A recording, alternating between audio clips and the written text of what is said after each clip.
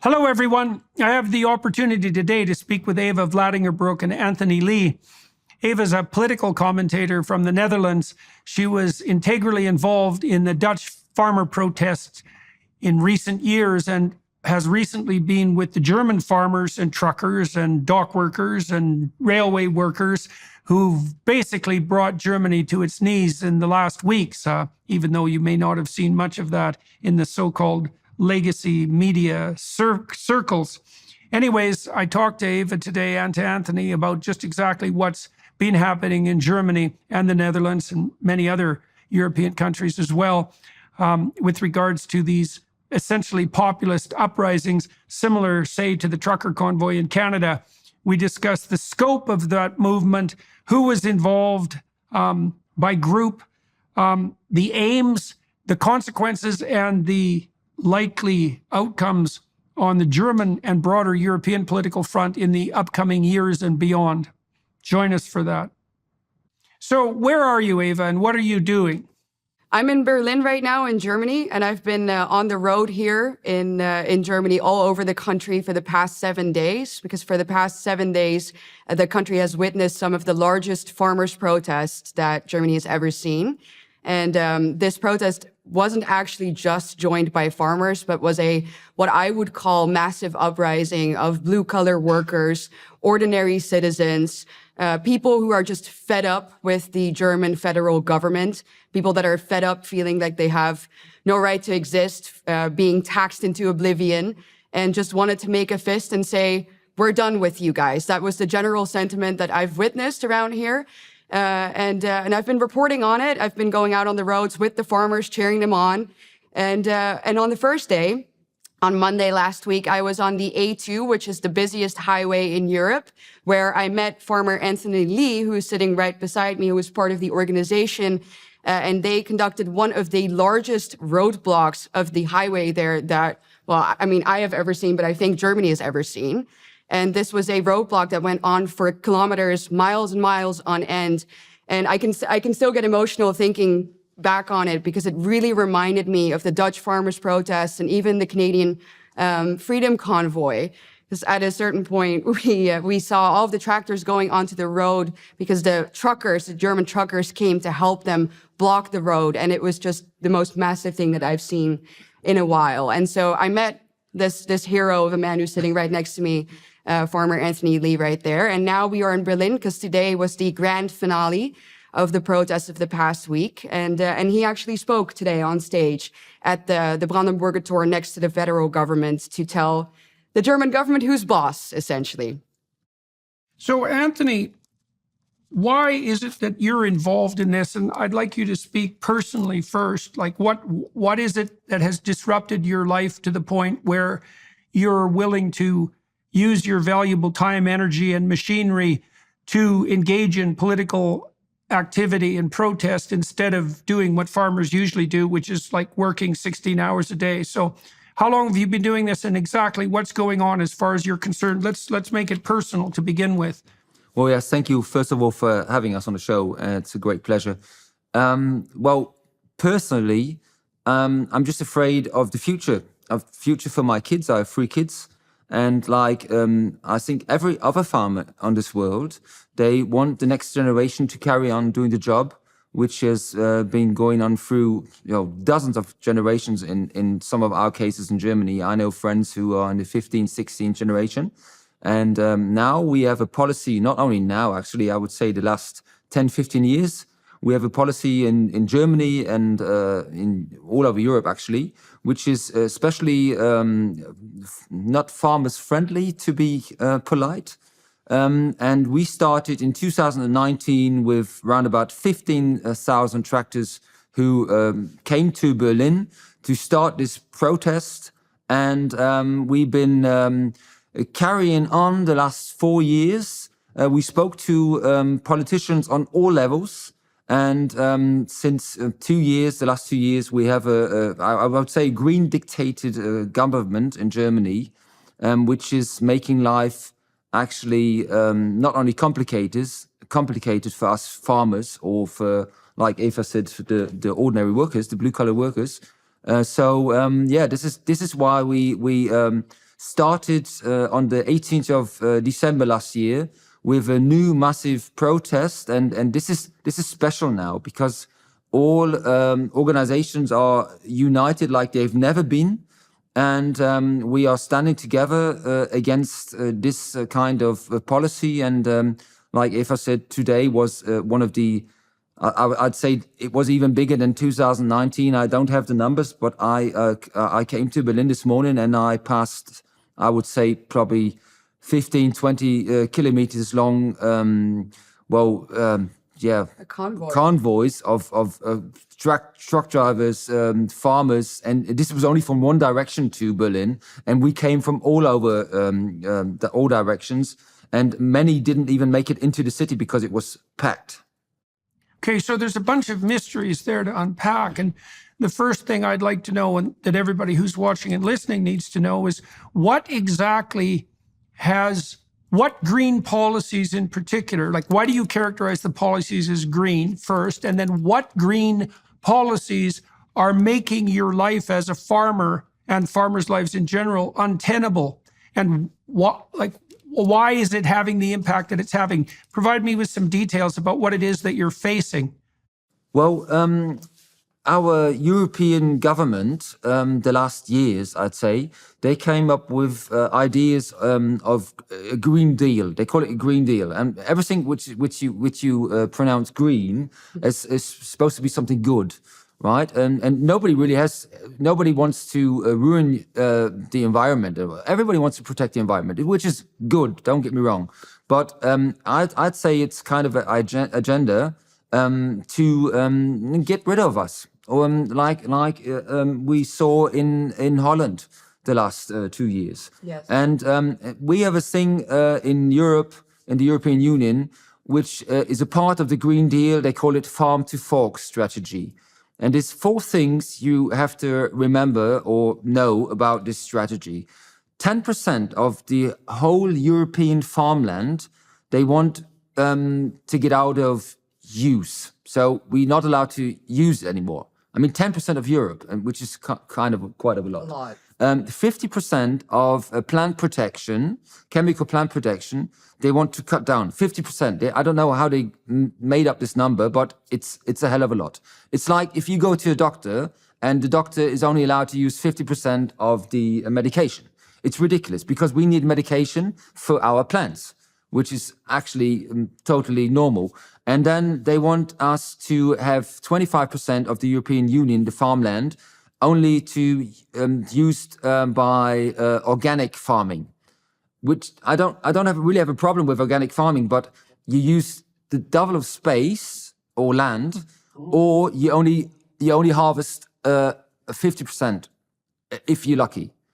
And there's a fourth thing. What was the fourth thing? I think I already met him. Well, I mean, what's important to know is that just like with the Dutch farmers' protest, there is a sort of a structure to the attack on farming that isn't just on a national level. There's definitely, as you said, there's a European Green Deal that we're working with, which is pushed forward by unelected bureaucrats. In this case, forgive me, but a Dutchman, Frans Timmermans, who is the mastermind or the evil mastermind, I would say, behind the European Green Deal. And then in every national country, there is a different set of policies that is used to target the specific farming groups, right? So in the Netherlands, when we last talked, Jordan, about the farmers' protests there, I told you that it was about nitrogen, right? The courts ruled in the Netherlands that we are facing a nitrogen crisis. They are using European legislation for that to get rid of our farmers. And here in Germany, what the mainstream will tell you was the main reason why the farmers now were particularly angry, or what sparked these protests, was the elimination of tax breaks on agricultural diesel. And the backstory to that is that the German government doesn't have their finances in check and has a huge hole in their budget, and was also trying to fill that gap. And they said, well, let's go after what they call klimafeindliche, right, Subventionen, so climate unfriendly subsidies. And so they said we need to cut back on the tax break that the farmers get for agricultural diesel, which those taxes normally only involve like for, diesel for people who go out on the road. That's what that tax is for. And farmers obviously just use it for on their own land. So the fact that they came after the farmers now and tried to, fill their own gap in their own budget due to their own mismanagement, and they target now the people that provide us with our daily meals, that initially sparked a lot of anger. But I would say, and I think you would probably agree with me, Anthony, is that there is a general sentiment within the German population that was very much reflected at these protests of just feeling like the German government, and not just the German government, also the Dutch government and European Union, is constantly acting contrary to the interest of ordinary people who in fact pay their salaries because they are taxed already into oblivion, right? So the general theme that we constantly heard there was a slogan basically saying the government needs to go, right? This wasn't just about these tax breaks. This was really a general dismay, great dismay with the federal German government and the policies that they stand for. So Eva, let me ask you about that in more detail. Then Anthony, I'll go right back to you. When the truck protest in Canada emerged, there were all sorts of idiot rumors, many of them spread by the federal government, that this was like a MAGA-style January 6th insurrection, that it was funded by MAGA Republicans, which is about the stupidest thing I can possibly imagine, or even by Russians. But underneath that, there was a fear, you might say, as well as manipulation. There was a fear that this sort of popular uprising was anti-democratic in its fundamental essence. And, when you say things like the government has to go, I'm wondering how the two of you reconcile the fact, and you can help me straighten this out, reconcile the fact that Germany is led by a democratically elected government, and yet these massive protests are emerging with the proposition that the government has to go. And the question is, in a democracy, what does it mean that the government has to go, and how do you see what's happening on the protest front in Germany acting in a manner that's commensurate with democratic principles? Eva, maybe you can start that. Right. Well, I feel like it couldn't be more democratic what we are seeing right now, because you are seeing people exercising their democratic rights to protest against a government that doesn't represent their interest anymore. I think the general support for the government has sunk to about 30%, according to the polls here, right? Yeah. So there are people in power right now who have been in power for the past 2.5 years, who were elected by the German people, of course, democratically speaking, but who have, I would say, messed up so majorly that they've lost the support of the people. And that's exactly the opinion that those people have now gone out to voice, and at their own expense. Because, I mean, like you said, farmers are hands-on people that absolutely do not want to spend time away from their farms usually, because they simply can't afford it. And the fact that they've now gone out in such large numbers to protest and make use of their democratic rights, to me, this is the epitome of democracy. And what you see is that instead of celebrating that, the mainstream media, exactly the way that you described, well, the Canadian process, they are now saying, well, this is an insurrection. These are people that aren't democratic. This is extremely far right. They constantly slap the far right label on it. And especially in Germany, in the historical context of this nation, that label holds a lot of power. I mean, we all understand why, right? So being called far right is not something that you want in Germany, but it's been overused by the mainstream media and establishment, so much so that clearly people feel like, well, whatever, then I'll be labeled far right, but apparently they have nothing to lose anymore, right? So it's laughable to me that, but I understand why they're doing it, that they're trying to label these people as extremists, when that I've seen are people who are just fed up with not being heard, who actually want more democratic legitimation to the government. They want to be represented by the people in power, and they feel not just unwanted and unheard, they feel like they are being threatened in their existence. They feel like they are ruled by people who essentially hate them. And so that's all I've seen. I've just seen ordinary, hardworking people who are fed up and came to exercise their democratic rights. Anthony, Eva makes the case that you have to have a fair bit of gall or desperation in Germany to ally yourself with a movement that's been pilloried as far right, not least because of the historical precedence of that terminology for Germany. And so I'm wondering how you regard yourself politically, and maybe how you regard the majority of the people who are involved in this protest politically. What set of descriptors do you think might reasonably be applied to them? And why is it that you decided that you would overcome the risk associated with being tarred with the far right brush to continue the protest that you have been engaged in? Well, I say my personal advantage is that I'm half British. My dad was in the British military. So, I mean, I was born in Germany and raised in Germany, and I went to German school, but I'm not afraid of the typical right agenda they are trying to foresee in Germany. But many people still are. Actually, it's getting less now because the media's overdone it, and people don't really care anymore. And you asked about our government. I mean, this government's been in charge for more than 2 years, and Germany is one of the economic motors. I'd say the biggest in Europe, and yes. We are the only country, industrially country, which has they call it a negative growth in Germany. I mean, they even try to make that nice. It's ridiculous. I mean, how can you have a negative growth?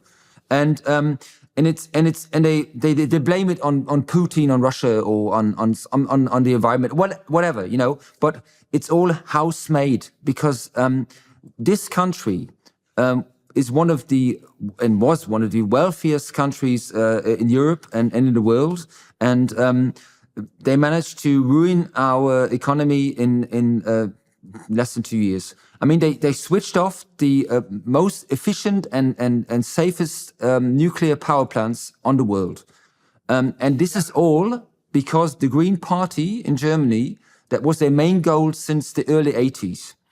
And they managed that. And from the day we switched off these super efficient nuclear power plants, we became we have to beg for electricity, especially in France, which is mostly nuclear power plants in any way. And you can carry it on with so many things. We are reducing our best industry in the world, I'd say, our car industry. You know, they are losing what's the right word for it? Contact to the Japanese cars and so on. And people see that, and people lose money. Our inflation rate is the highest in Europe, and it's not going down. And you cannot say it's Russia to blame or anybody else. If all the countries around you are having growth, even the UK has growth, even though everybody said in Germany, well, now after Brexit they will get poor, and it's not the case. Mm-hmm. So people see that, and in even like Eva said, in every worker has to pay more and earns less. So that's why that's why it's turned, and there's so many people who are fed up of this government. So I've observed, well, a variety of things. First of all, it's not easy to get coverage of the protests in Germany on legacy media. It's as if really nothing is going on, and it's a strange thing, because watching you guys from the outside. And I think the same is probably true of what's happening in Spain and what's happening in Poland. It's so minimized and invisible that the only place that I've really been able to track it is Twitter. And so that makes it seem in some real sense that it's conspiratorial thinking even to admit to the fact that it's happening at all. So we've outlined, but it is happening, and we've outlined some of the causes, and we've noted that it's happening in many countries: Canada, the Netherlands, Spain, Poland, Germany, and we'll continue to do so. We've outlined the fact that there are factors at work. So it's an overarching, bureaucratically imposed, top-down, hypothetically green agenda that's aiming to make a moral virtue out of the so-called degrowth that's indistinguishable from economic failure and catastrophic guidance. and that's now being touted as a moral virtue, which will do nothing but impoverish poor people and make them unbelievably desperate and reliant on places like China and India that'll take the forefront in the leadership in industrial development, and very rapidly if we don't get our act together. Now, you guys have noticed now some evidence for that, I would say, for what we're laying out as the causes can be seen in the fact that, as you guys pointed out, it's not just the farmers in Germany that are part and parcel of this latest protest. And so, Eva, can you give us some insight into how widespread the participation has been, and what other groups of primarily working class is my understanding, what other primary working class groups have become involved and at what scale? Right. Yeah. Well, so let me paint the picture again of the moment where we met on the A2. So we actually walked alongside the farmers on their tractors on a dark side road next to the highway, where it was almost, like a thief in the night. They were trying to make their way onto the highway, which obviously is not easy to do even in the early hours of the morning. And I thought to myself, how are they going to manage this? How are these tractors going to make their way onto the highway with all of these cars passing by? And then from the corner of my eye, I saw a huge convoy rocking up of these truckers who all had joined the protest and made sure that the road was safe for the farmers to go onto. And that, that really moved me. That was such a special moment to witness. I mean, my video on Twitter, you can hear me scream, in joy and excitement, because it was such a true moment of solidarity from this one group in society to the other. And at the protest itself, we saw, the truckers were there, the farmers were there, all sorts of blue-collar workers, but also citizens in their cars who either were there on purpose because they wanted to support the farmers, or who got stuck in traffic, but who we asked, hey, do you mind being stuck here? And I kid you not, like 9 out of 10 times they were like, absolutely not, I don't mind. I know exactly why these people are protesting and I agree with them. So the support was huge. And even going around at the protest, looking at the signs that people were holding. There's a nice word in German, Mittelstand, I guess you would translate into the middle class, the working class. The class that I would say is being absolutely obliterated by the globalist agenda under the pretext of this green, morally, virtuously, utopia that they're trying to impose on us, which obviously is a dystopian world if you look at the consequences.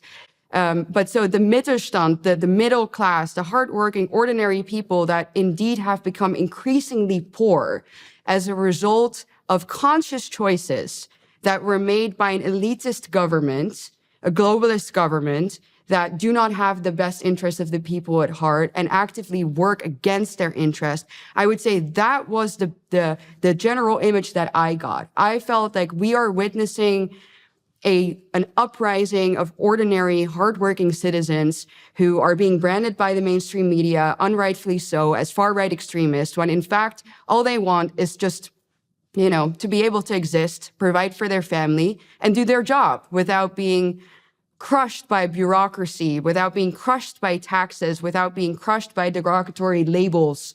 The deplorables, as Hillary Clinton called them. Those were the people that were out on the street.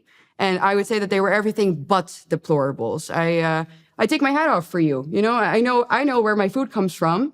And I'm very sad that the people in power seem to have either forgotten it or, and this is obviously the stance that I have taken, know exactly where food comes from, but want to be able to control it in such a manner that they then also can exercise control over the general population. And I think that that's ultimately the goal behind the climate agenda, and using these the Green Deal and all of these ideas as a pretext in order to gain control over people's lives. And they're creating crises to do it.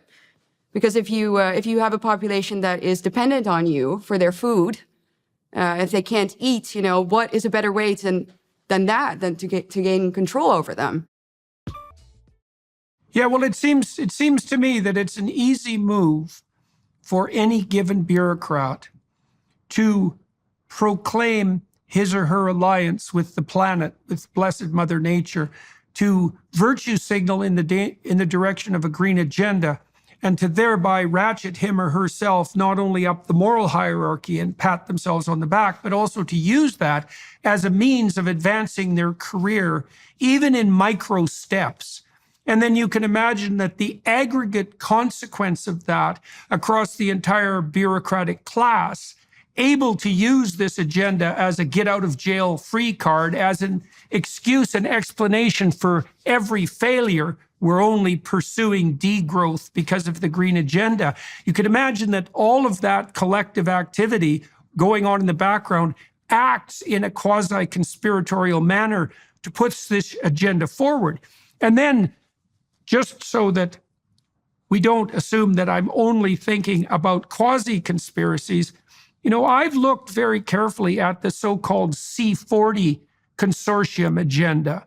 And this is a consortium of some of the 40 largest cities on the globe, all allied together at the level of local municipal government, who are literally pursuing an agenda that includes no more than 3 articles of clothing per citizen per year, a 95% in private car ownership, which is why we're all being encouraged to produce the electric cars that we won't have enough electricity to run anyways, because you don't need electricity if you actually don't get to own a car. And if the goal is a 95% reduction in private automobile ownership, then it doesn't matter if there's no damn grid. 1 short-haul flight per person every 3 years, which will completely, obviously, decimate the entire travel industry, plus all of the tourism industry that Europe depends on absolutely in all possible manners. And then overall, although this isn't directly from the C40, the fundamental goal of something approximating an 85% reduction in Western living standards, which is the calculation of the green virtuist globalist utopians as to what's necessary in order for us to inhabit a green planet.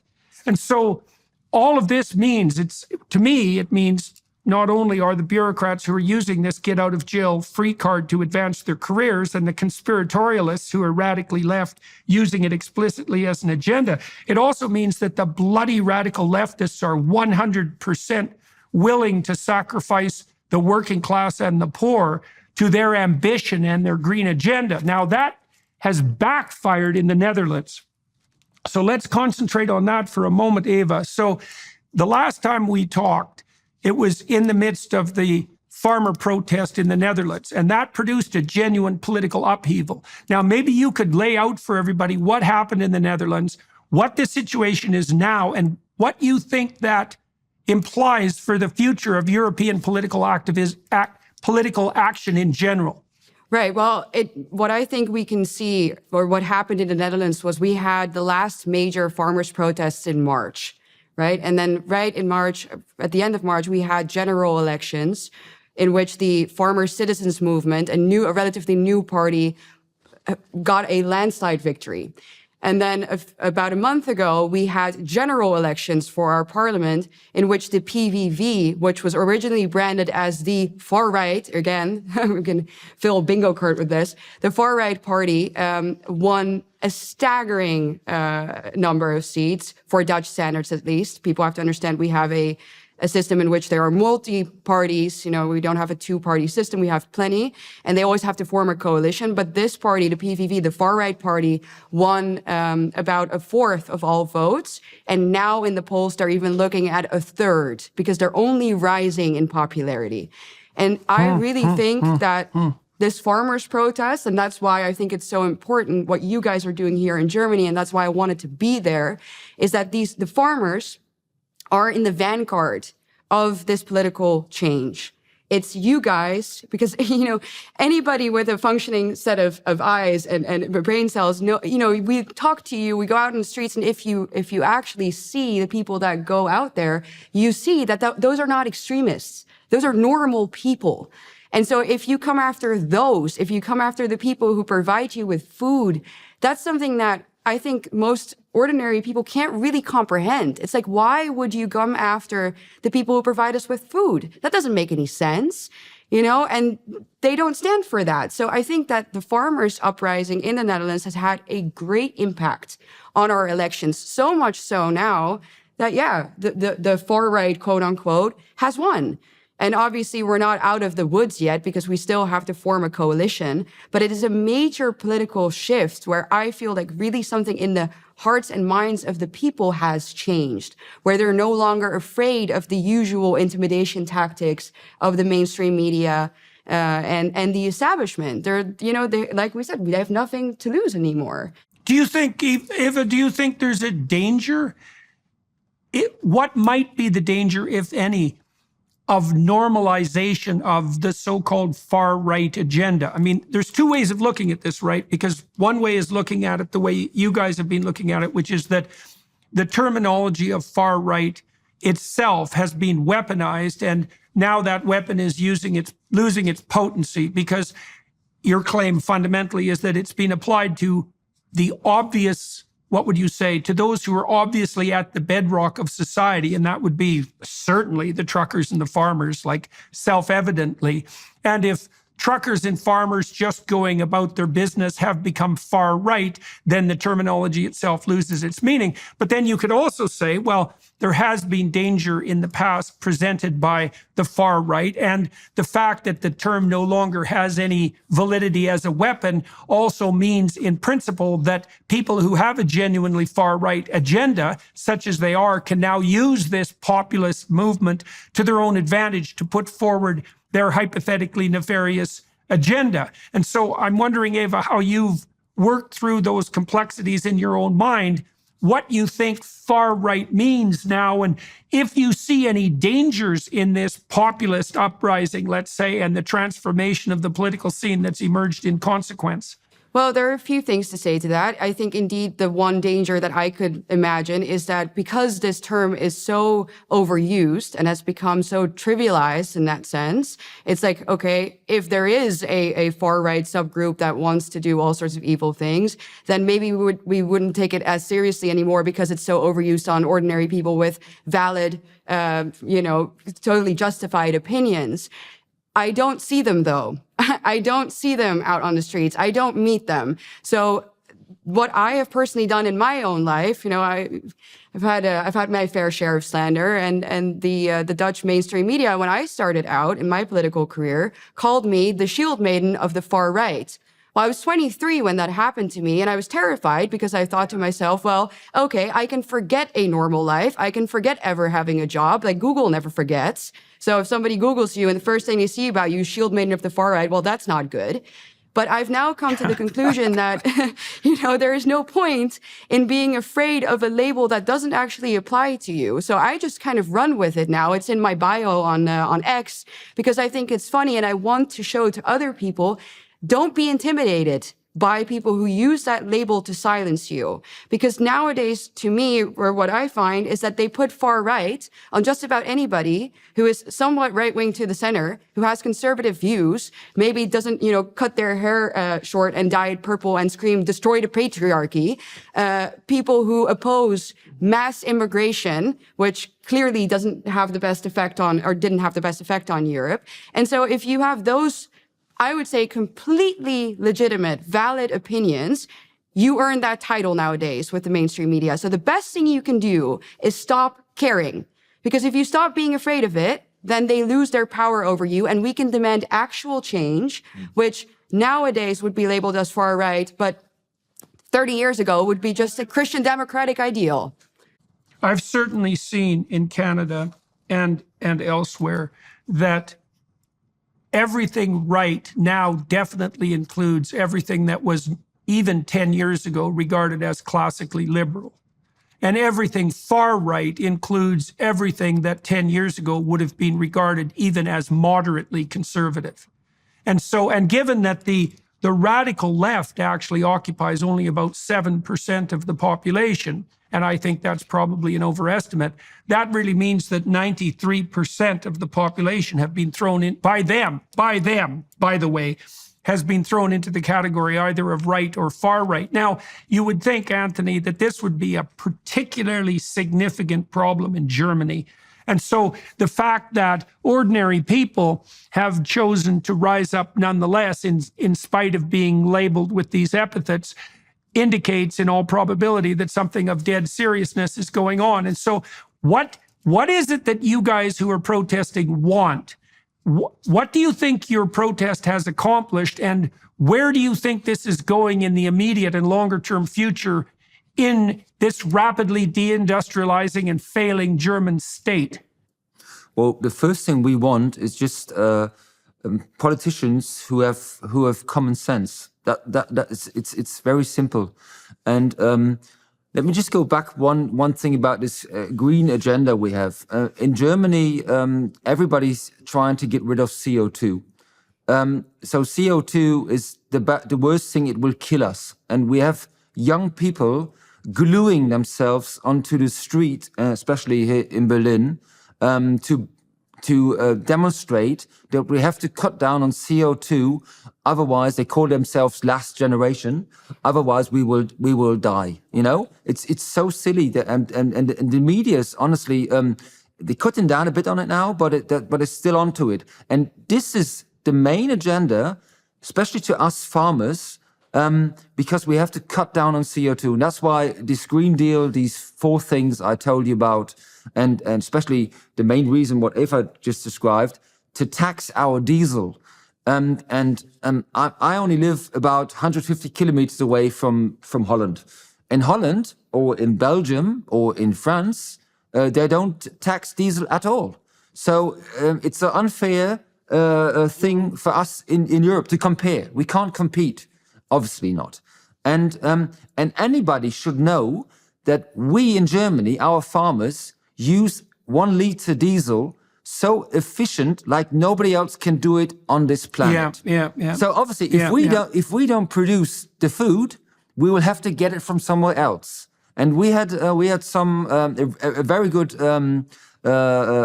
passage last year in a Austrian newspaper, and they said the Green Deal from the European Union is a bad deal for the planet, because if we do these things that I told you a few minutes ago, we will have to.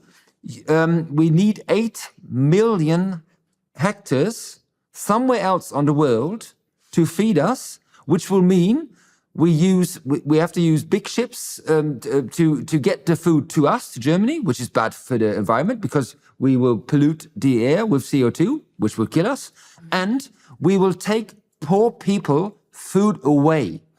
And anybody who says, especially from the Green Party, who says, well, it's a good idea to do the Green Deal, he should reflect himself and think, no, it can't be. It's absolutely contrary to that sense or that meaning we want to do. We have to protect the planet, to get rid of CO2.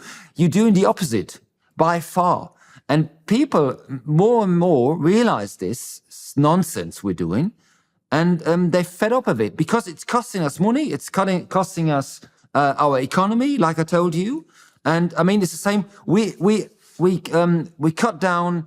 We got a lot of gas from Russia until the Ukraine war, and it was quite cheap for us, which was good for our economy. So we cut down. We said, well, we don't want it anymore. By the way, let me explain this so anybody from outside Germany realizes this. Spain, for example, which is a member of the European Union, imports double the size of gas from Russia than before the Ukraine war.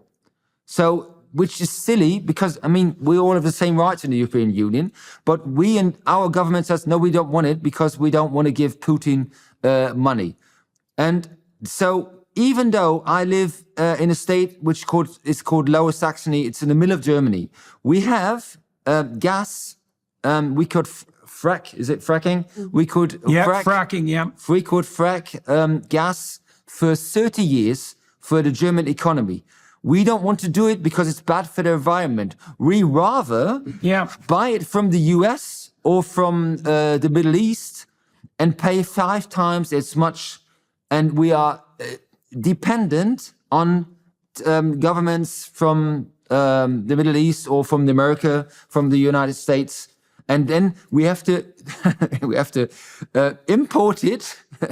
It's so silly, which is obviously bad for the environment, but they say it's green. You know, I mean, We're doing the exact same you're doing thing. the exact thing, and it's Yeah. just so. Well, so are we in Canada. So Quebec, the province of Quebec in Canada, has enough natural gas in Quebec to supply all of Quebec for 200 years, or the EU for 50.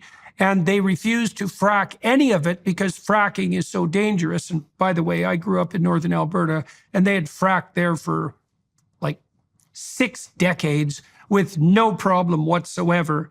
And so I know all of that is absolute bloody nonsense. But the advantages of this green virtue signaling at the local bureaucratic level are so astounding that all of this idiocy can pass by as green legislation, even though it flies in the face of both common sense and fact. So I know for a fact, for example, that not only is electricity in Germany something approximating 5 times as expensive as it should be, which, given the dependence of industry and everything else, all of commerce on cheap energy is a bloody catastrophe. I know as well that you guys are producing more carbon dioxide and more waste per unit of energy than you were 10 years ago because you shut down the bloody nuclear plants and have substituted instead lignite burning coal plants, which is like utterly insane. So just so that everybody watching and listening is clear here, not only are these green policies devastating to the working class and to the poor and to the economic stability of Europe as a whole, and then to the stability of the world in general, they are counterproductive by the standards put forward by the green advocates themselves, in that, as you pointed out, well, first of all, you have to import your bloody power at a tremendously high cost, and then you're going to shut down local production of food in favor of imports. And it was only a few years ago that all the green revolutionaries were jumping up and down, screaming about the fact that you should buy local, exactly to decrease the kind of transportation costs that you're pointing to. And so it's such a mystery, because the policies that are being pursued don't even suffice to service the goals that are hypothetically trumpeted by the formulators of the policies themselves. It's a bloody miracle of stupidity and blindness. I've given this so much thought because so many people have asked me why would they do this? It doesn't make sense. Explain it. Why would you come after the most hardworking sector, the most lucrative sector, the people that provide you with food? Why would you shut down your nuclear plants if you are to import electricity for I don't know how much more the price? Why? And I think it was Carl Jung actually who said, if you can't understand someone's actions, you have to look at the consequences and infer the motive. And that's what I've done with all of this. If the consequences of their policies are that we become poorer, we, not they, obviously, but we, if we become poorer, we become more dependent on them. We basically essentially would starve if this is put through, and we don't have the financial means anymore to import our food. And, I don't know, God forbid a disaster happens, we've outsourced everything, we could be in real trouble. Well, if those are the consequences, then apparently that's the motive. Maybe I've become too cynical, but I find it very difficult to explain it any other way, because this is not a one-time mistake. These people are, the net zero scam, and I would really call it a scam, is something it's that a criminal scam. Yes, it's well, a criminal actually, scam. yeah, it's yeah. not just a scam. It is criminal, and I think that it is of the worst type of injustice if a government and the people who are supposed to represent us, talking about democracy, liberal democracy and all, if those people turn their backs on their own population, and not just turn their backs, but actively, again, go against their interest and allow them essentially, if things go wrong, to become poor and to starve. And I can't see, I see true evil behind these acts. I don't just see incompetence anymore. It's worse than that, Ava. It's worse than that even, because I was speaking with someone the other day, one of my podcast guests, who said that their sampling has indicated that young people now think about climate apocalypse 3 or 4 times a day.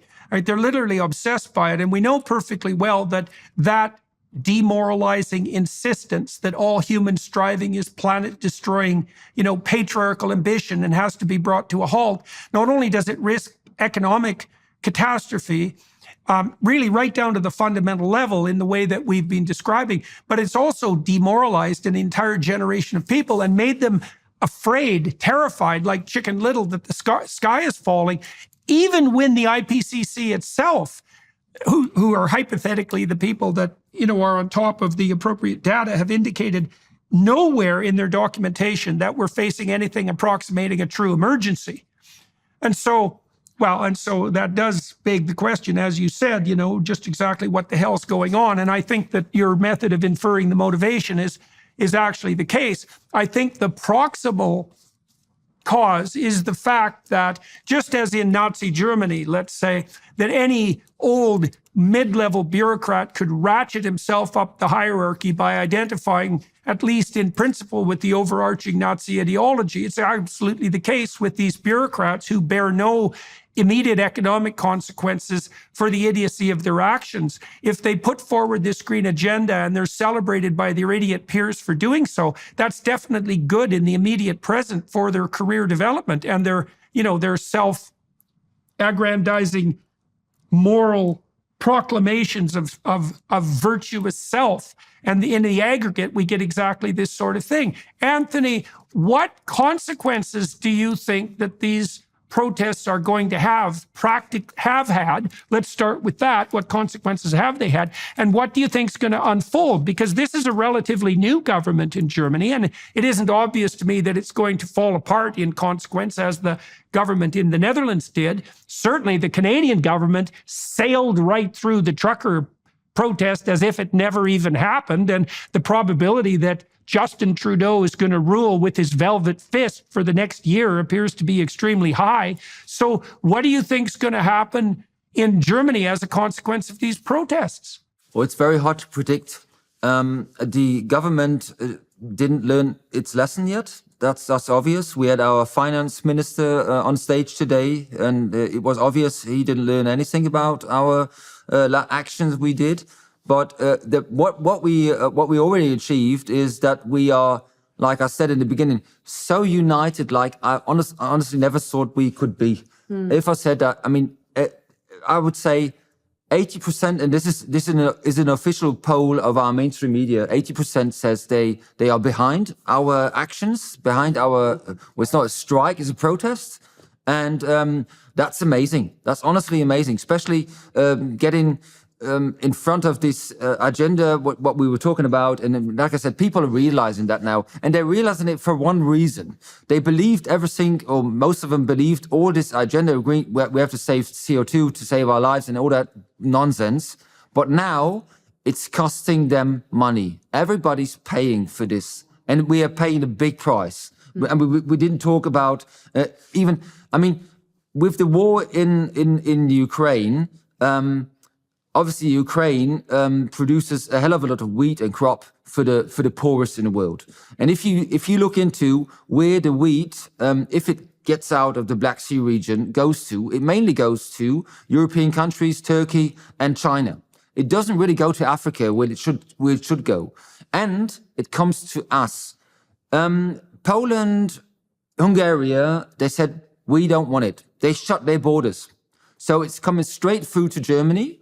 And the Danish government only recently checked if it's contaminated with chemicals which are not allowed in the European Union, and they said yes, it is. It's official, but nobody cares. So we are not getting the price we should get for our crop, our grains, and we are getting overflown by grain from the Ukraine, which is bad, which is really bad. I mean, obviously it's bad.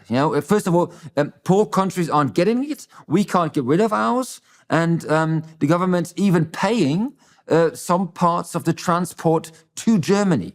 So they are obviously using our tax money to make sure we get a bad price for our crop. Well, I think we were already talking about how demoralizing this agenda is, and food, of course, if you want to demoralize a people, I mean, it's done by feeding them bad food as well. I mean, Jordan, you know, I don't have to tell you about this, but the importance of good meat, of healthy animal fats, it's huge. And if you make people feel like the only thing that they deserve is, you know, bad Bugs. meat or bugs, insects, or 5%. synthetic meat, you know, feed literally food that will make you weak.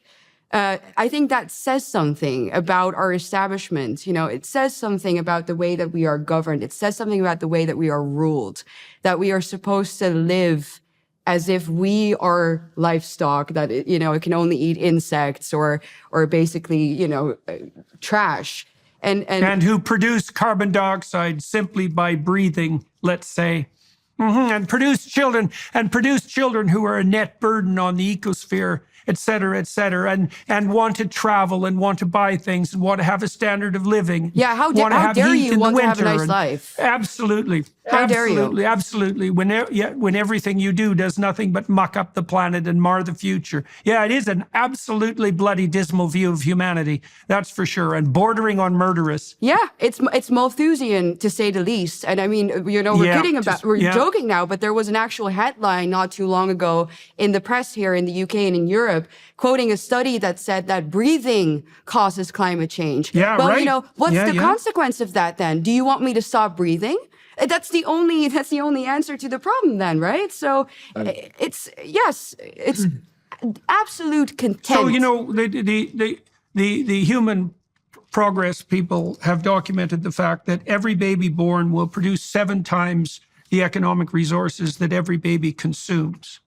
And so the idea, that's the historical average at the moment, the idea that more people means more poverty and more environmental degradation is not only a lie, it's an anti-truth. And here's another, so imagine, first of all, if every baby consumed more than it produced, then people on average would starve. And on average, a far smaller proportion of people are starving than has ever been the case in the entire history of the planet. We're going to peak out at about 9 billion, and it's crystal bloody clear that we could manage that. And then there's going to be a precipitous decline. That's the demographic outlook, and that's within this century. Then here's so the idea that each person born produces less than they consume is a complete bloody lie. It's out by a factor of 7. And then here's the clincher. This is so staggering. The best data indicates quite clearly that if you can get poor people, so absolutely poor people, not relatively poor people, so people in danger of food privation, let's say, and lacking opportunity for their children, if you can get them up to a point where they are producing $5,000 US GDP per year, they immediately start to take a medium and long-term view of, let's say, environmental stability and sustainability, because they have enough wherewithal and enough resources at their disposal so that they don't have to be in the permanent state of crisis that incentivizes them to burn up and consume everything around them. So the best data indicates very, very clearly that if we drove energy prices down or allowed them to decline, as we could if we used intelligent nuclear technology, for example, we could raise the planetary standard of living to the point where everybody locally would start to become concerned about environmental issues and act naturally in a manner that would provide for a more sustainable world. Instead, we're doing the opposite to virtue signal stupidly. We're cranking energy prices up, claiming that all the industrial activity has to cease, making poor people even poorer and putting them at risk of starvation. All that's going to do, as it's already started to do in Germany, is make both the economy and the environment worse, and it's going to breed, well, more and more uprising of the sort that we're seeing everywhere. You couldn't imagine a more counterproductive agenda, and to say it again, counterproductive even by the standards of the people who are hypothetically putting the agenda forward. It's like, why the hell would you oppose nuclear power? That's utterly insane, especially in a place like Germany, especially when you Germans then have to import nuclear power from the Scandinavians and the French. You know, it's so blind that it's a miracle. But it baffles me already that we live in a time apparently where we have to justify our existence with data.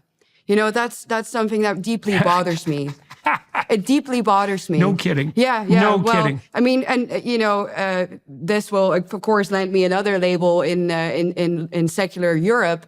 But I think that the death of God that you so often discuss as well is ultimately the main reason for that. If you forget that people have intrinsic value because they are created in the image of God, and they're just a number, and if we have to work to net zero, and we need to now see if you add something or take too much, and you have to justify your own existence by quoting scientific studies. I think we've gone off the road, man. And bad time.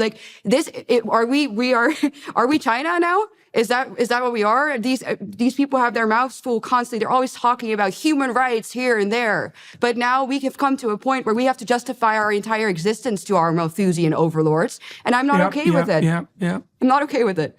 Yeah, I'm not okay. I'm not okay with it either. And the whole Malthusian proposition. So let's just walk through that a second. So that's a biological metaphor. So let's just walk through that a minute, just to show exactly how wrong it is.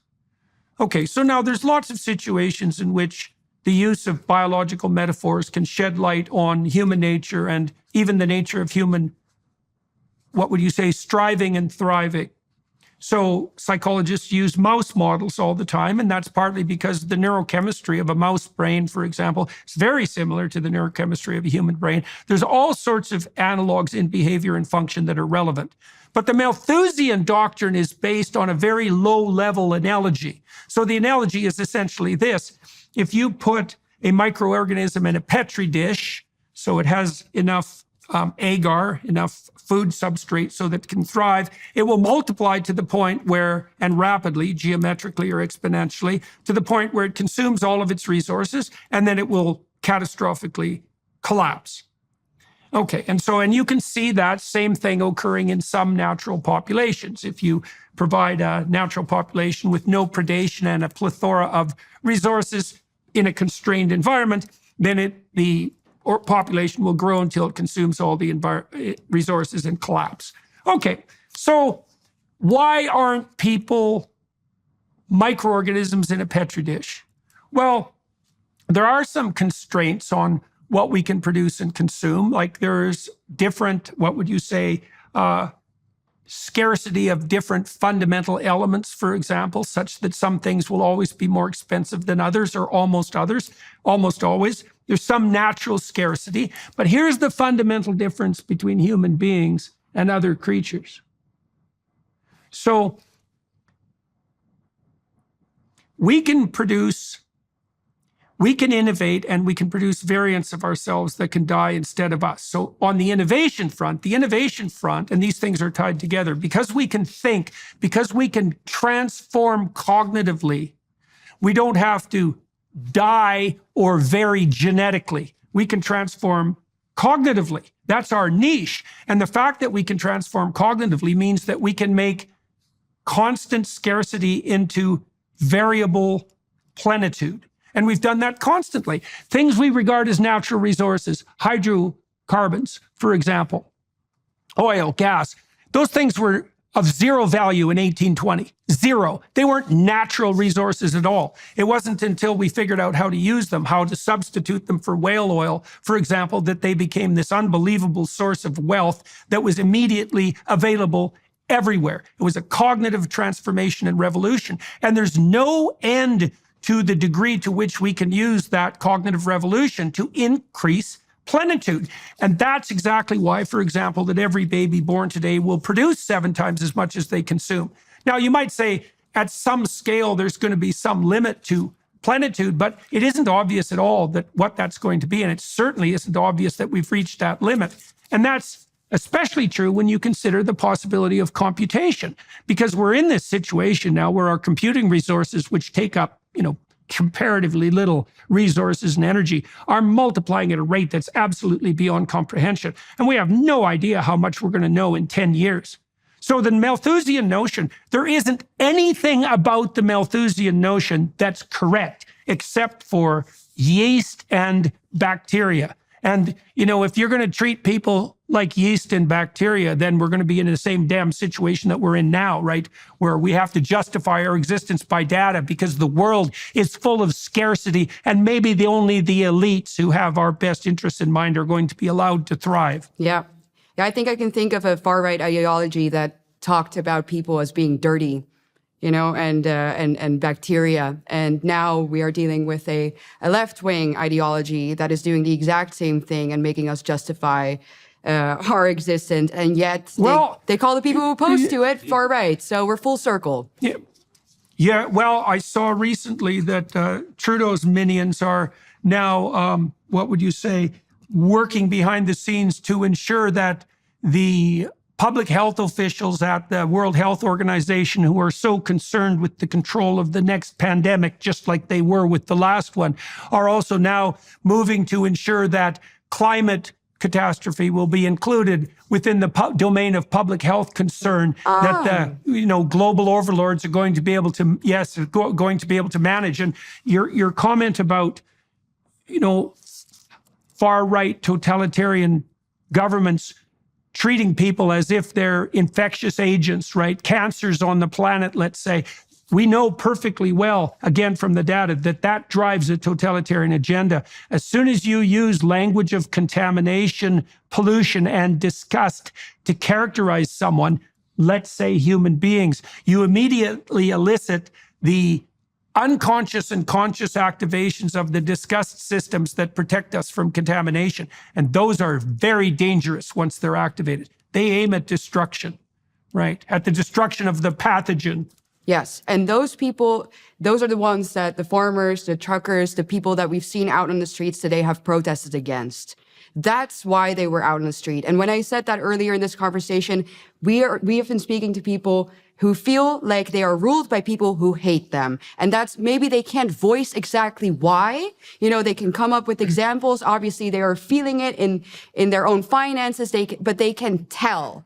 And I think that people ultimately on a human level, on a soul level, can feel when they are being despised by others. And this notion that you are just describing right now, Jordan, that I think is the motor behind this protest. People can sense that they are being hated. People can sense that they are being despised, and they are done with it because they realize that they are the ones paying for it and that the state should be here to serve us, not the other way around. Anthony, just out of curiosity, you and Ava have just talked about the breadth and depth of this protest and its positive effects, but you closed by pointing out, for example, that the finance minister that you guys talked to or that spoke to you right at the close of the protests doesn't seem to have learned a damn thing, which doesn't surprise me in the least. And so that makes me question just how effective what you've done so far is, and I want your opinions about that. And then I'm also curious, why didn't your now united organization, given your 80% level of public support, call for something approximating a general strike and just bring the whole bloody thing to a halt? Yeah, well, that would be the obvious thing, but how should I explain it? Well, actually, it's against the law to do this general strike because it obviously is against the law. But I reckon we have to come to the stage where we have to break the law sometimes, which is not meaning violence. It's like just civil disobedience. Yeah, exactly. Yeah, that's probably the next stage. But we have to talk about that between us, between the organizations. Yeah. But you're completely right. We gave the government two options. Well, there are two options. Either they turn back to a policy which is for the people, like Eva said, which is definitely not.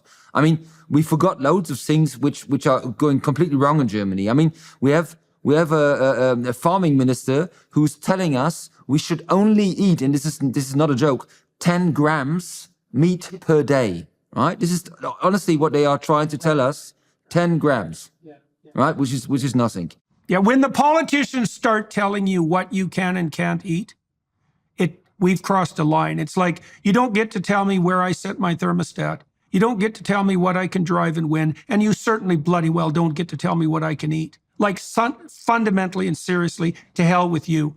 And what it also indicates to me, and increasingly clearly, is that once you're waving the flag of planetary savior on the environmentalist front, once you've turned 100% to that kind of nature worship, there is absolutely no level of control whatsoever that you won't stoop to and justify by your moral pretension, right? Redounding to your credit and increasing your power at the same time as it does. So, all right, so they're perfect. So this begs the question, though, doesn't it? Like, I watched Claudine Gay resign from Harvard, and I've watched the moderate left-wingers flap about now in increasing consternation, recognizing as they do the absolute danger of the diversity, equity, and inclusivity idiocy that's part and parcel of this, what would you say, radical leftist line of anti-human thinking. But at the same time, I see that I don't believe that Harvard as an institution has learned a damn thing. And I don't believe that the moderates on the Democrat side in the United States, for example, have any idea whatsoever how deep the ideological corruption and rot has become. And so you've pushed forward this protest, but as you said yourself, you still have members of the government firmly in charge who think that we should eat 10 grams of meat a day and who don't believe that they're going to throw you a bone or two maybe in the near future, but the probability that they're going to revisit the ideology upon which they've based their political empire strikes me to be close to zero. So again, you said the future's uncertain and unpredictable. What do you think's going to happen and what should happen? We have 3 elections this year in East Germany. And East Germany, the polls show that the far-right party, the AfD in Germany, is by far in the lead in these polls, and which will be like an earthquake in our politician in Germany, because we never had this situation. And if this happens, and I reckon it will, because like you said, they will not change their policy. Things will change rapidly in Germany because, like you know, politicians they want power, and to get power you have to compromise. And even though they now say we'll never compromise, we'll never go together with this party, I reckon just because they want the power, they will, and that will be a landslide. It will be a completely change in Germany. But that will saying that might even still I still have hope. I don't know if hope's the right word. That our actual government will change the way they govern, not by 180 degrees, which we need, but maybe a few degrees. But that might, these 2 options are on the table, and only these 2 options. Something similar to that has happened in the Netherlands. So now, Eva, what's the status of the government in the Netherlands? And is Geert Wilders going to head up the new government? Is that how it looks? And what do you think of him? And what do you think? Again, let's talk about this a little bit. What do you think the dangers are that present themselves in consequence of that in the Netherlands? The same thing applies to Germany. And we could also talk about the AfD to some degree, because they're certainly pilloried as far right in Western media, certainly in North America. You know, they're viewed as to right of Viktor Orban, I would say, and he's definitely persona non grata to the legacy media. So let's start with the situation again in the Netherlands and then move to what you see, Eva, as being most likely in Germany. I'd like to hear your thoughts about the AfD as well. Okay, so we are still in the process of forming a coalition right now. As I said, we have a very scattered political landscape. And so all of the parties that one will need to form or have negotiations and form ultimately a coalition to have a majority in parliament. So without that, it's going to be difficult to pass any legislation, obviously. So this process is very important. What is now happening is that let's just say the legacy parties, the establishment parties that have ruled the Netherlands, and I would say destroyed it actively for the past 30 years, are doing everything in their power to stall that process, because Geert Wilders is becoming increasingly popular. As I said, he got 1 out of 4 votes in the elections just a month ago, and now he's polling at 1 in 3 votes. So the last thing that they want right now is the coalition formation process to fail and for new general elections to be called, because then he's going to become even bigger. So what I think the political strategy at home is they're going to stall that process for as long as possible. The parties, the moderate right-wing party, the centrist parties, they're going to pretend to be willing to work with him, and then they're going to drag it out so long, and they're going to say at a certain point, well, you know, this man's just impossible. And they're already saying that he has said things that go against the Constitution and that are a threat to the rule of law, etc. So they're building their case. And I think that that is something that we see everywhere, is that this, you know, this is a war of attrition, essentially. So we have to be prepared for all of these games. However, I think something similar might happen in Germany, but what I do think is that the genie is out of the bottle with the people. And that, to me, is ultimately the only thing that matters. I don't put any of my solace in the political party system anyway. What I do care about is the willingness of people to stand up for what they believe is right and to not be intimidated by people who lie about them and about what they stand for, right? So what I think is going to happen in Germany with AfD, the people that I've met from AfD, what I've seen about AfD is they are conservative people who essentially are saying, well, the idea, Merkel's idea to let 1.2 million migrants in 1 year in 2015 might have not been the greatest idea.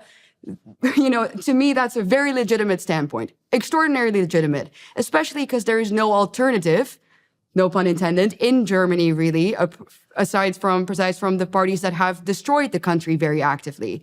So I think that they are going to win by a much larger margin than the polls suggest right now, just like what happened for us, because the PVV was also not, you know, they weren't polled at the extent that they now have won the elections with. And I think that that will change something in the mindset of the Germans, because like I said, if even in Germany, that label doesn't hold enough power anymore to deter people from voting for change, then you really know that the government is messed up, right? You really know the establishment has messed up and that the people are fed up. So I think that Germans who want change have no choice, really, but to vote for the right-wing parties. And I would say essentially not for any party that has governed the nation in the last 10 years. Okay, so do you see, and I'd like both your opinions on this.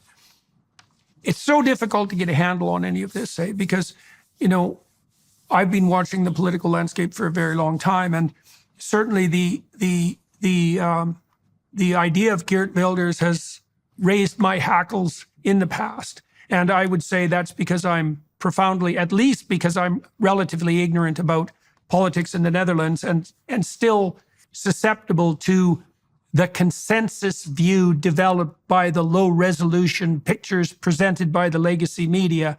And so I don't know what to make of that. And exactly the same thing applies to the AfD. And so I'd like to know from both of you what dangers, if any, you think this tilt towards this more, we've already taken apart the notion of the right. God only knows even what that is anymore, given the overuse of the term. But do either of you have any qualms about these political transformations? Do you think that they could, just because you're fighting something that in and of itself is reprehensible and destructive, doesn't mean that the weapons that you use to fight it can't also pose precisely the same danger? So, Eva, maybe you could start by commenting on that, especially with regards to the AfD, and then Anthony, you could chime in with regard to Germany. Well, I mean, these are both the upsides and the downsides of democracy in general that we're discussing, I think. So, of course, the instrument or the alternative can also turn bad. But then that's inherent to democracy, and the fact that we have to form coalitions in our democratic systems, at least, that's somewhat of a safeguard in a sense that they are going to have to work together with other parties anyway. So let's say, God forbid, that these parties turn out to have crazy ideas that we absolutely didn't want and didn't vote for. We have to either trust in the fact that the system will correct it, or I think you can throw away the entire concept of democracy almost altogether, right? So I think that a lot of people here are trying to use the the possibility of maybe AfD going too far in certain aspects, or, you know, not having, I hear another argument often that they say, oh, well, they don't have good people. They don't have enough people with enough qualities to govern the country. I'm like, well, I don't know if the people who are in power right now do. Like, clearly, you know, you guys have a bit of an issue on your hands. So you might as well try. And I think that that is essentially what this country needs. You know, something needs to happen. And like I said, I'm not one to put all of my solace and trust and hope in the political system anyway. But it is very clear to me that Germany and Europe in general is on a path of national suicide. So might as well try something else for once. And I, you know, because I find myself in the position so often that I've been called far right for what I think are perfectly valid opinions, that I care a little bit less at this point. You know, I'm like, no, I think something just needs to change here, and I try to trust in the democratic system and that it will correct itself. That terrifying specter Meloni in Italy, who everyone and sundry was warned about in no uncertain terms forever, you know, tantamount to Mussolini and her fascist proclivities, has turned out to be a hell of a lot more moderate even than the people who voted for her might have hoped.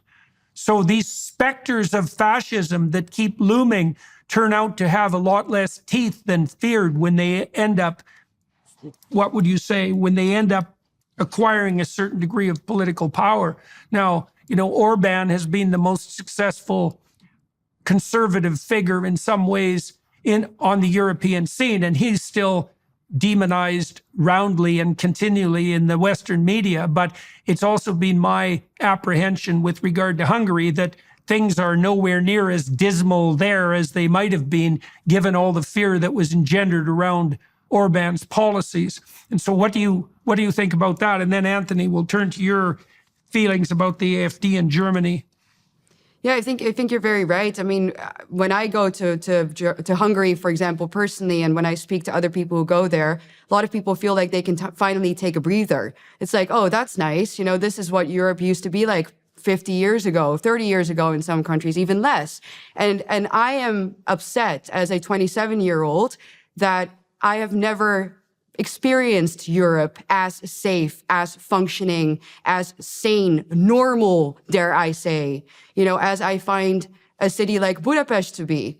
You know, my parents had that experience. My grandfather sure as heck had that experience, but I never had it, and I never voted for it. You know, I have always, growing up, had to be afraid going out after dark.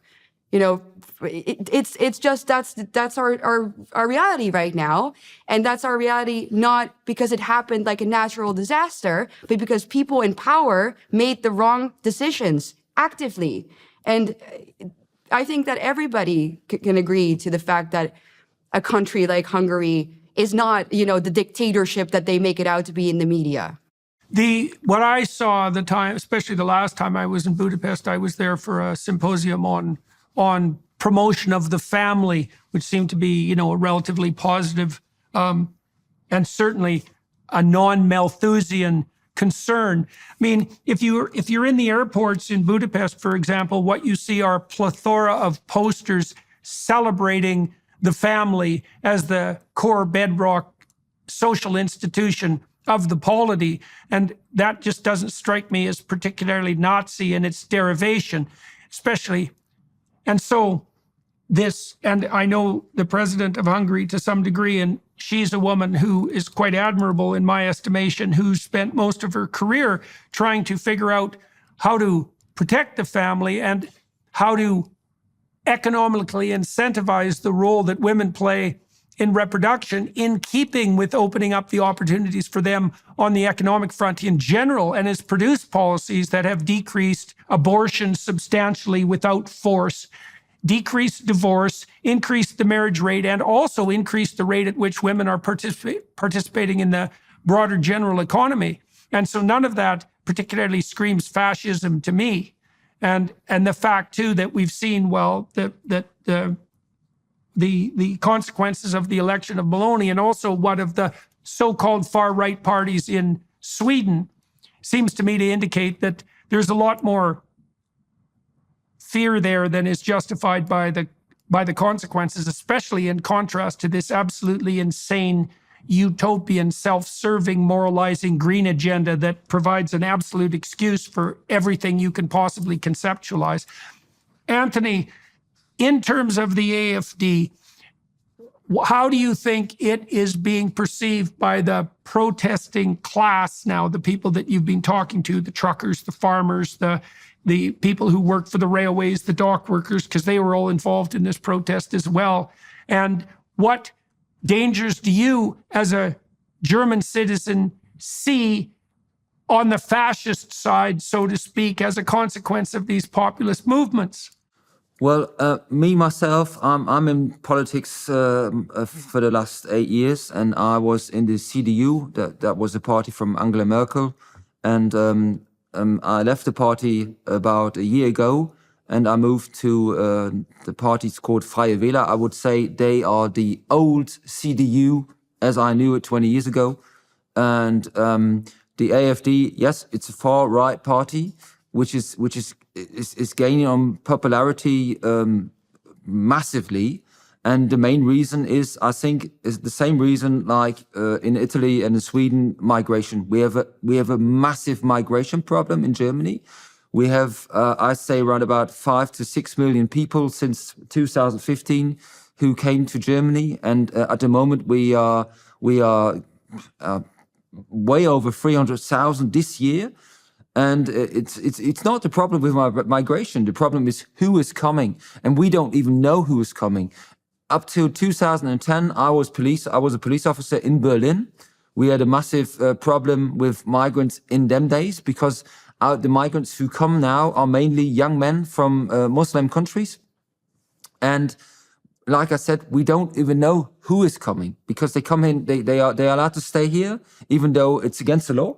Mm-hmm. And we don't obey the law. The government doesn't obey the law like it should be. And governments like Sweden, I mean, Sweden is very liberal, as I know it.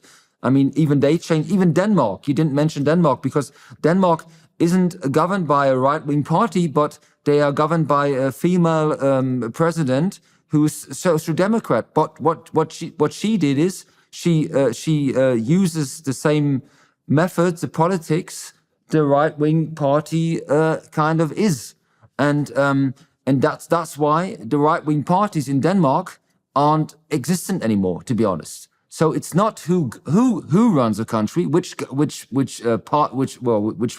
right or left wing. It's what policy do you do in your country, and talking about the AFD, it's very, very strong in East Germany. Because the East Germans, I think they're better antennas, which, you know what I mean? Because they come from the DDR, so the older people who lived in a climate like they did, they know if something's not going right in your country. And that's why they turn to the AFD more than we in the West do. And it's not, and many say they should be forbidden. The party should be forbidden, and I say, who are we, the people, to say it's not, it should be forbidden or it's not a democratic party? For me, only one institution could say that. That's the High Court in Germany. If they say yes, they should be forbidden, okay. But me or the press aren't the people or the institutions to say that. So, like I said a few minutes ago, it will be very interesting to see how the AFD and the CDU, if they compare with each other, or if they go together after the 3 elections we have in East Germany. That will be very, very interesting. Well, you talked about antenna, and I've traveled extensively with my wife through Eastern Europe in the last years, multiple times, many, many different countries, meeting with many, many people. And certainly one of the things I saw was that the survivors of the Soviet regime, which is all those people, are much more sensitive to the dangers posed and the reality of the radical leftist agenda that is sweeping over the Western world in the hypothetical guise of the continuance of liberalism. and that's antennae, and much more likely, as they did in Hungary in consequence, and to Poland in some degree, although not recently, but in Hungary, to favor modes of apprehension and governance that keep the communist specter, that specter of centralized planning, for example, at as much bay as possible. And so that seems to be reflected, for example, in the attitude of the East Germans that you just described toward the globalist utopian quasi-green agenda that we've been discussing. My sense has been quite strong in recent years that the bastion of European civilization, that would be Judeo-Christian civilization in Europe, is now shifted to Eastern Europe rather than Western Europe. And, with the UK playing a rather ambivalent role in that regard, because it's a country that's very split, with the Brexit people more aligned with the Eastern Europeans, and the Labour Party, which is most likely to be the next government, much more aligned with the globalist utopians in Brussels. So, Eva, what's on your slate now? The protests in Germany have come to their current conclusion. And then, Anthony, maybe you can tell us what's the next move that lays in front of the protesters. So, Eva, what are you up to next, and what are you working on, and what do you hope to have happen in the near future? Well, talking about communism and the agenda and the similarities with the agenda that we are facing right now, I've spoken very often about the global war on farming, right? That's the reason why I'm here right now. That's the reason why I decided to join the protests in the Netherlands to speak out, is I want to make people aware of, again, this utopian green deal and the net zero agenda, and ultimately the Agenda 2030, which is a United Nations agenda that I think is at the core of this. And that agenda, to me, reeks of communism more than anything else, but you have to really see through the pretexts that they use.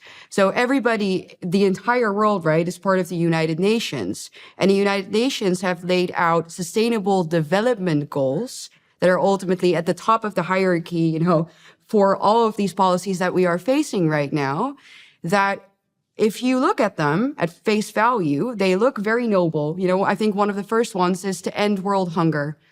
But then if you think about how they would put that into practice, none of those goals can ever be achieved or attained without the redistribution of wealth, goods, foods, rights. And so that ultimately, to me, this is neo-communism, or neo-feudalism, you could even say, I guess, packaged just a little bit nicer, It's like, oh, we are here to save you. But if you look at the reality of things, and I think that we are all currently already experiencing that, what will happen, just like with communism in the old days, is that the ordinary people will become poorer and more miserable, and the top layer will become even richer. And that's what we are facing today. And I will continue, I guess, my fight and my plight for the farmers in that sense, because I truly believe that the farmers are the one group, especially, and I know that this is also a very radical thing to say in a European context, but we in Europe, we don't have a Second Amendment. I think that the sort of the spirit of, wanting to protect your people against a tyrannical government is not as embedded in our minds as it is in, let's say, the American debate, right? Yeah. So it's really important that people become aware of the fact that, yes, we can also face tyrannical governments. And the pretty words that they use are just pretty words, but you are going to end up poor and miserable. And so... Well, so the farmers, so you see, and this seems to be a leitmotif for your political operating, is that you seem to react as if it bothers the farmers and the truckers, it's probably wrong. And that seems to me to be an extremely useful rule of thumb. And it's also one you'd think the bloody leftists would adhere to, given their hypothetical concern with the working class, right? Because you can't get more bedrock working class than farmers and truckers. So, and that does seem to me to be a reasonable measurement tool. If the policies are bothering the farmers and making them protest, something is up, because that's just not how farmers operate, not generally. And the same can be said for truckers. When they're goaded into political action, something genuinely rotten is occurring. And, you know, with this regard to these sustainable development goals, if you wanted to feed the bloody poor, the first thing you would do is lower energy costs by whatever means necessary. And so if you think you can quintuple energy costs and feed the poor, you're an idiot, or you're malevolent, you know, or you're narcissistically self-serving, or some terrible combination of all of that. Yeah. Yeah. So my goal for now is to, I mean, I want this agenda abolished, right? I want the 2030 agenda abolished. I don't want to vote for politicians who say, oh, you know, yeah, maybe it goes a little too fast. Let's push it to 2035. You know, a fast way to hell or a long way to hell, it's still a way to hell. And I just want the whole thing gone. So that's where I see my role in this, and I want to continue my political commentary. And, you know, in that sense, I'm at you guys' service because I have not forgotten where my food comes from. And I want to be able to continue to eat healthy foods and live my life freely and decide where I travel, when I travel, who I meet, what I eat. And I don't want the damn globalists in my business. So I know that if the farmers fall, like I said, they are the group in our society that can make a true, you know, stance against the globalists. They have the manpower, as we've seen, to really paralyze an entire country. And so I hope that they do go and strike and that they don't let themselves be intimidated by these people who will come after you, but then will let illegal migrants flood your nation and won't send them back, talking about equality before the law. I mean, you know, I'm at your service. I will support you as much as I can. And I find it extraordinarily important what you've done and very brave, especially in a nation like Germany. So. Hey, Anthony, so what's next for you personally? The protests, this current round of protests is folding down. So what do you go back to? And then what do you see unfolding in front of you and your protesting peers let's say in the next year? Or in the next year, we have to get rid of this government, no matter how, this year. Germany cannot survive 2 more years of this government, and I mean it, honestly. Like I told you earlier, we had our finance minister. He's from the Free Democratic Party, and he told us today on stage, because I forgot to mention this. We in Germany, our farmers, we have to leave 4% of our land not seeded. So nothing is allowed to happen on this land because our green minister wants this to happen. Saying in the same sentence, we have to fight because there are so many people starving to death on this world. We have to fight for every handful of grain. This is ridiculous. It's insane, actually. And he's right in one point. Every 3.8 seconds, a human being starves to death. Every 13 seconds, a child under 5 years dies of lack of food, right? And in the same sentence, we are over-flooded with grain from Ukraine, and then we have to leave 4% of our land where we have to pay tax, and we're not allowed to seed anything on this land. It's insane. But our finance minister today said it's a point we can talk to. So there's a goal maybe to divide these 2 parties in this government. I mean, they are divided anyway, but we can really put pressure on these free democratic elected persons, people or politicians, because they are below 4%. In Germany, you need 5% to make the jump into parliament.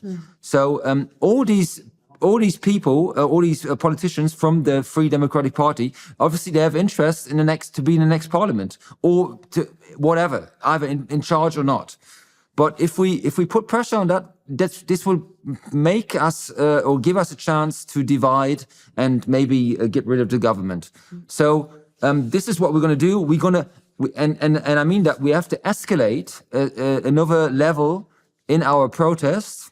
And we are capable of doing that easily. And watch them come after you for saying this, by the way. Like They talking will. about the totalitarian spirit of the Germans, that never left. And it's very much present in the current government. I mean, I wouldn't be surprised if because they've already attacked you so massively in the media, I wouldn't be surprised if this would land us an investigation with what they call, what is it, the Verfassungsschutz, like the protection of the Constitution. There's a whole agency that comes after ordinary people Okay, and censors them. Okay, but let's put all that in context. I mean, one of the things that I've been struck by in listening to you two is that you both implicitly and explicitly indicated your belief that the best possible way of sorting all of this out is through the democratic means that we already have in place.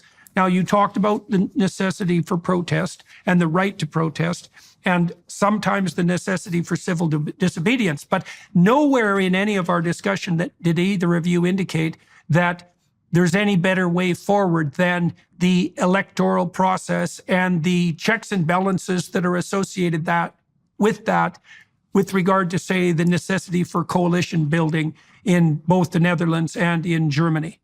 And so if they do come after you, it isn't because you've been calling for violent revolution, and it isn't because you're basically turned the government on its head and established some sort of dictatorship radicals.